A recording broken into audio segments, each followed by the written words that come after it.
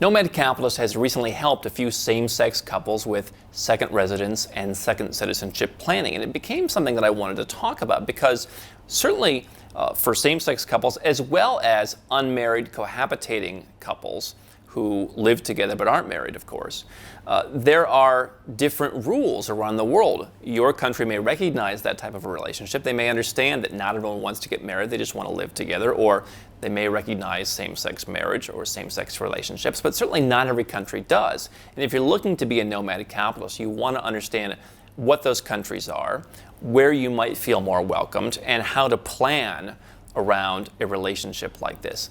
I'm going to give you a few ideas right now.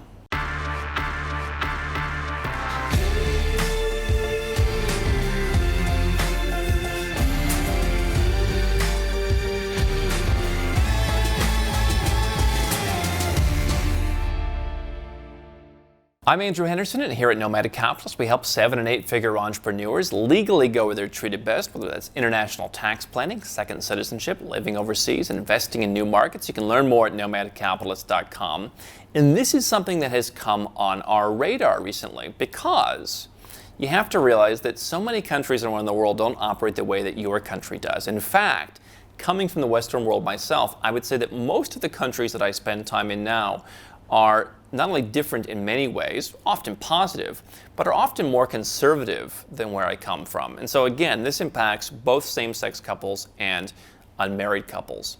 There was some talk in the citizenship industry, the citizenship by investment industry recently, about whether one of the 5 Caribbean countries that offers passports, St. Lucia, Grenada, Dominica, St. Kitts, Antigua, whether they would open up to same-sex applicants and experience what potentially could be a boom in business by allowing same-sex couples to come and get a second passport, not just as a single applicant, as is the case now, but as a married couple. Because what some people don't know is that all 5 of those Caribbean sovereign countries that offer citizenship like that, not only do they not allow you to apply as a same-sex couple, homosexuality is actually illegal in those countries, and so not exactly a great fit. Now, if you want to apply as 2 single applicants, I'm one, he's one, I'm one, she's one, and you want to pay basically double the donation, you can do that. However, let's say you get to St. Lucia or Dominica, it's $100,000. If you were to combine as a family, you could go to $130,000 option in Antigua, $140,000 option in St. Lucia, $150,000 option, at least for a limited time, in St. Kitts and Nevis. You're going to be overpaying by a lot if you're going as 2 single applicants. And then again, there's the thing of go where you're treated best. If your lifestyle is outright illegal in those countries, is that really where you're going to be treated best? Do you really want to have that passport? I'm a St. Lucian citizen. I think it's a great opportunity for a lot of folks. But if I were in this situation, I might say, well, hold on a second. And so what I think I would do, again, if I'm also just in a cohabitation situation, is I would probably look to countries in Europe where that's going to be more widely accepted. Certainly there are other countries, Canada for example, where it's allowed, but since we're trying to create a relatively tax-favorable global lifestyle here, the Canadas of the world probably don't really play well into that. What are some of the countries in Europe that are favorable towards same-sex couples and cohabitating couples? Well, the Portugal Golden Visa program is, you can go there, you can invest money, get a residence permit, eventually get a passport. The Greek Golden Visa program, good place also. Malta's Citizenship by Investment program, they legalized gay marriage a while back. Cyprus can also work, they have a residence and a citizenship program. And so these are some of the most favorable countries. So, what you could theoretically do for a country where they're not out to get you, but they just don't have a box to check and say, okay, 2 guys, 2 women, they're married, is you just go and say, all right, this is a residence program that requires me to put, $50,000 in the bank, just as a random example. And I have to show $100,000 in wealth. Well, if each partner has $100,000 in wealth and they can show that bank statement and they're willing to transfer $50,000 of that wealth to a bank in the country's banking system, then they can just apply on their own and they can just go separately. They're not tied to each other. If one person's residence gets canceled or whatever happens, then the other's not affected. Each extends their own residence permit appropriately. Each can apply for citizenship or not on their own.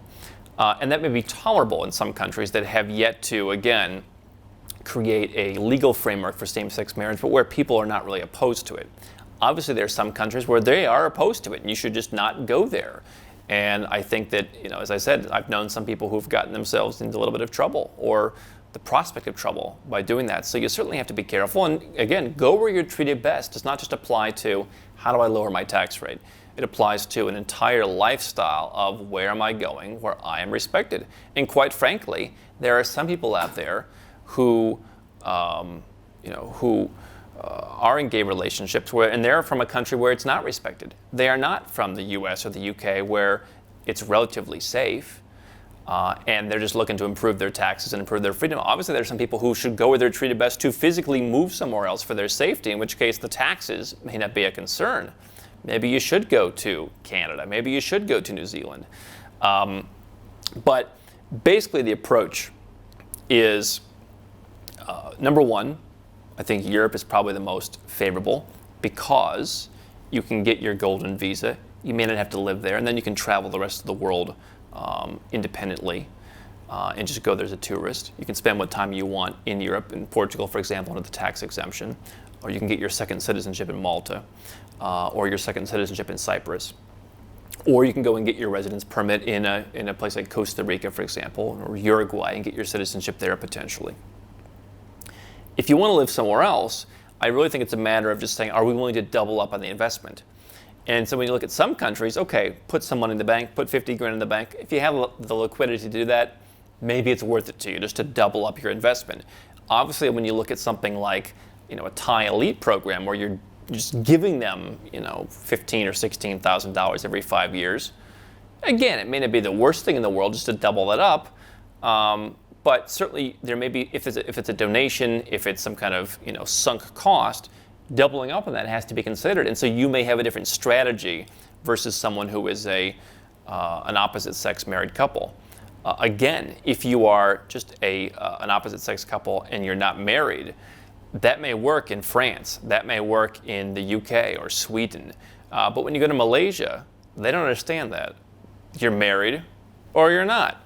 And so again, the same situation is going to apply. I would suggest looking at countries in Europe or other countries where they understand cohabitation. Generally, you'll need to get some kind of paperwork showing you've been cohabitating. 2 years is often a number that stands out in my mind as being on a lease together, being on a utility bill together, showing that you're living together.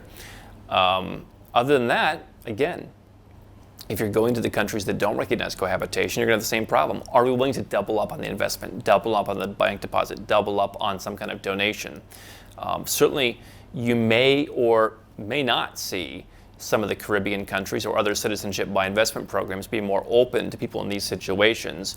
And so I think that your strategies are going to be a little different if you're either not legally married or if you're in a kind of marriage or relationship that is not accepted everywhere. How can Nomad Capitalist help you? 4 ways. Number 1, subscribe to our channel and click the notification bell to make sure you get our new video every day. Number 2, get a copy of Nomad Capitalist, the book. You'll learn a lot of my personal experiences over a dozen years of studying this stuff, as well as exactly some of the strategies that you can use to build your Nomad Capitalist plan. Number 3, if you're not sure where to start, but you want to come and learn from my team and I, you want to come and mingle with like-minded people, learn more about our live conference, Nomad Capitalist Live. It's coming up soon. And number 4, if you want some help right now because you've got a burning issue, you need something solved, you want to lower your taxes, get a second passport, or build the Nomad Capitalist lifestyle of your dreams, go to nomadcapitalist.com and click on Become a Client.